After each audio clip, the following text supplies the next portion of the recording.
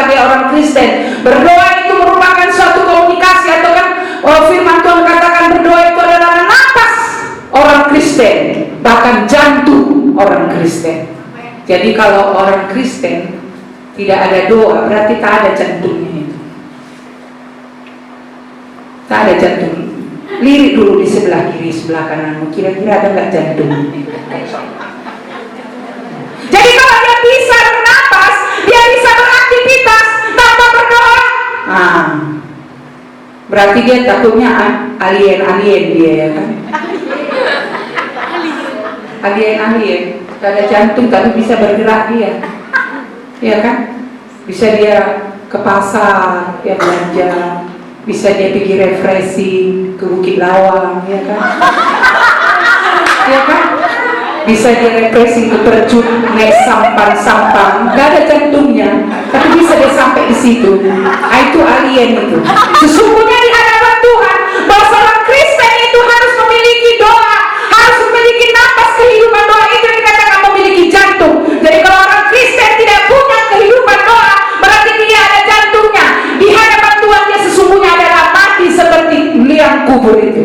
Dia adalah kuburan itu. Ya kan, bisa kalau malam lampunya berkedap-kedip cantik itu kalau kita pergi ke arah tobat sana. Tapi sesungguhnya di dalam sudah tengkorak. Begitulah pemandangan Tuhan kepada kita. Jika kita bisa hidup tanpa doa, kita bisa hidup tanpa jantung. Saudara kekasih, disebutkan tadi bahwa apabila itu menunjukkan suatu waktu yang terus-menerus dilakukan, satu waktu yang terus dilakukan tanpa menentukan ruangan, tanpa menentukan waktu, tanpa menentukan situasi dan kondisi, itu makanya diapit dengan kata apabila kamu berdoa. Selanjutnya katanya, katakanlah Bapa. Sama-sama kita katakan Bapa. Saudara dikasih, kenapa dia nggak sebutkan Tuhan? Dan katakanlah Tuhan. Nggak disebutkan, nggak diajarkannya seperti itu kepada kita.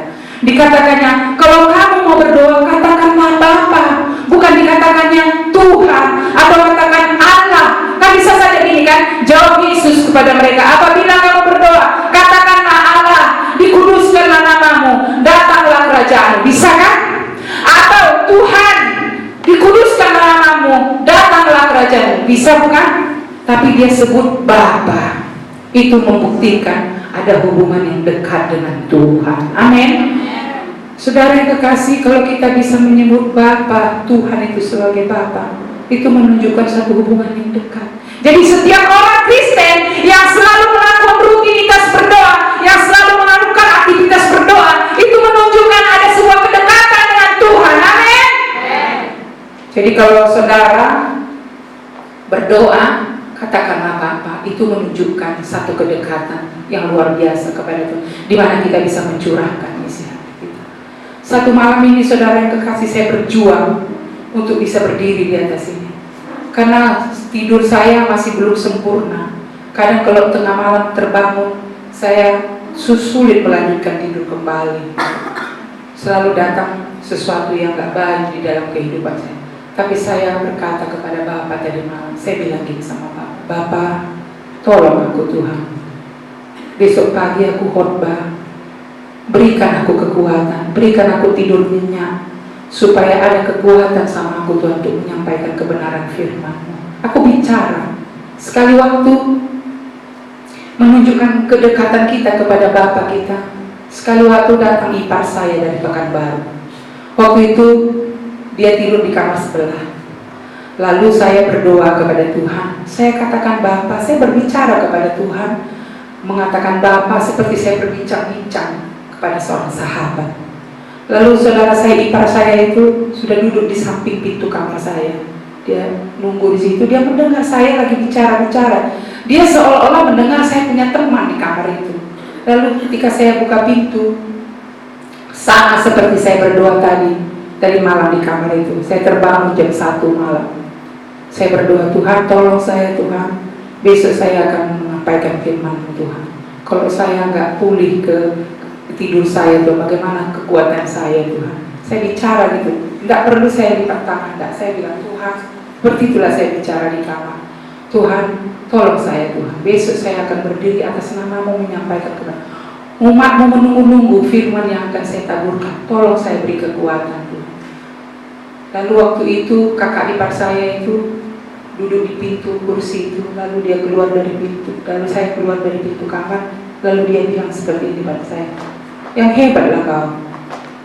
Aku dari tadi duduk di sini, tapi kau di dalam kamar cakap-cakap kau sama almarhum, bilang sama Bapak Gembala. Hebat kalilah kau, nggak keluar kau dari kamar. Aku dari tadi di sini nunggu. Apalah salahnya kalau kau keluar dari kamar? Kita bisa bincang-bincang di sini bertiga, karena dia ada urusannya. Lalu aku bilang sama dia, Kak, di dalam nggak ada Bapak Yabes. Loh, siapa tadi kawanmu? Tuhan Yesus. Ah, nggak mungkin.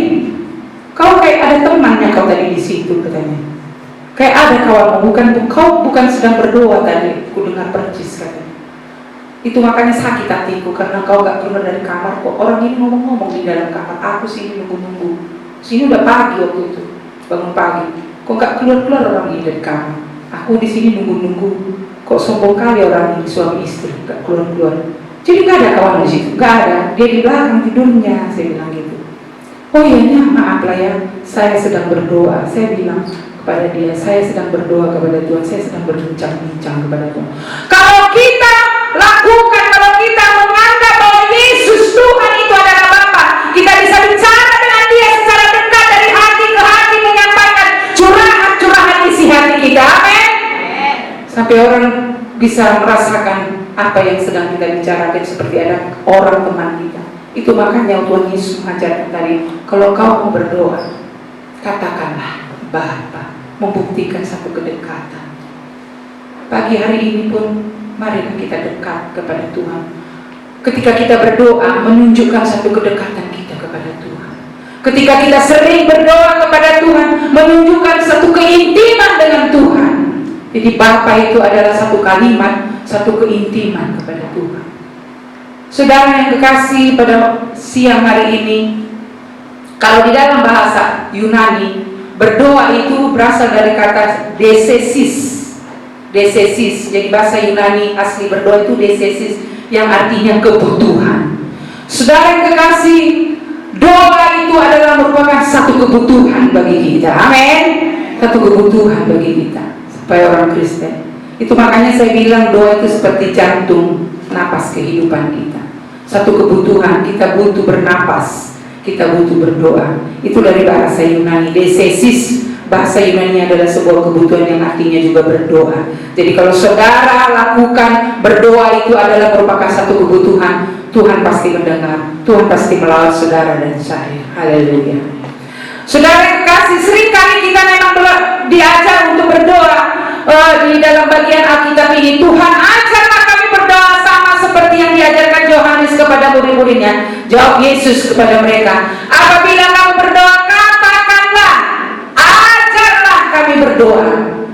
Saudara, selama almarhum dalam keadaan sakit, saya telepon, saya SMS, saya chat semua orang yang mengenal saya, hamba-hamba Tuhan, saya chat, saya bilang, tolong doakan. Gak pernah saya bilang, tolong khotbahi, tapi tolong doakan, Bapak kami sedang sakit. Lalu kalau anak-anak saya bikin saya gondok, saya bilang, tolong doakan. Gak saya bilang, tolong khotbahi anak-anak saya pada keluarga, tapi saya bilang, tolong doakan. Demikian juga itulah yang diajarkannya kepada kita, supaya kita tetap melakukan sebuah doa. Itu merupakan satu kebutuhan yang sangat kita lakukan setiap hari secara rutinitas, setiap hari secara rutinitas, setiap hari secara